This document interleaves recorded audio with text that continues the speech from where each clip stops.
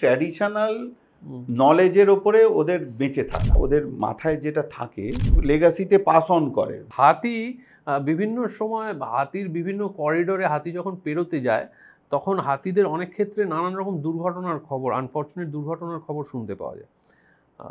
হাতিদের ক্ষেত্রে এই যে দুটো জিনিস ঘটছে, একটা হচ্ছে poaching is still happening, that's one, and second is হাতিরা যে করিডোর দিয়ে যাতায়াত করে সেই করিডোরগুলোতে মানুষের যানবাহনের ধাক্কায় অনেক সময় হাতিরা প্রাণ হারাচ্ছে।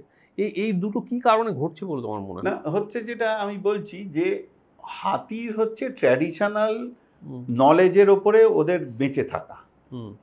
ওরা না, ওদের যে নলেজটা ওদের মাথায় যেটা থাকে সেটা কিন্তু ওরা ওই মানে যাকে বলে লেগাসিতে পাস অন করে জেনারেশনসদের। আচ্ছা, এবার হাতির এক একটা ফরেস্টে তাদের এলিফ্যান্ট করিডোর থাকে, সেগুলো সব ট্র্যাডিশনাল করিডোর।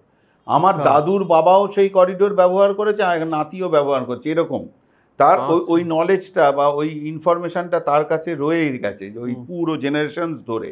সে হাতি জানে যে সেই ছোটবেলার থেকে একটা হাতি যখন বড় ওইভাবে তারা নলেজটা ট্রান্সফার হয়েছে, সে জানে যে আমাকে এইখান দিয়ে প্ল্যানেট থেকে বাঁদিকে ঘুরে গিয়ে টিপু সুলতান মসজিদ হয়ে ওখান দিয়ে যেতে হবে, এরকম একটা নলেজ। এবার যেটা হচ্ছে, জঙ্গল যেহেতু র্যাপিডভাবে ফ্র্যাগমেন্টেড হচ্ছে, জঙ্গলের মধ্যে বসতি গড়ে উঠছে, জঙ্গলের মধ্যে দিয়ে হাইওয়ে তৈরি হচ্ছে, জঙ্গলের মধ্যে দিয়ে ট্রেনের লাইন পাতা হচ্ছে, বিভিন্ন রকমের ইনফ্রাস্ট্রাকচার ডেভেলপমেন্টের কাজ হচ্ছে। জঙ্গলকে ব্লক করে দিয়ে সেখানে বাউন্ডারি ওয়াল দিয়ে কোনো বড় কোনো কিছু একটা শুরু হলো, মানে একটা জিনিস তৈরি হলো। এই যে ট্র্যাডিশনাল রুটগুলো তাদের সব ঘেঁটে যাচ্ছে, যার জন্যে কনফ্লিক্টটা বেড়ে যাচ্ছে।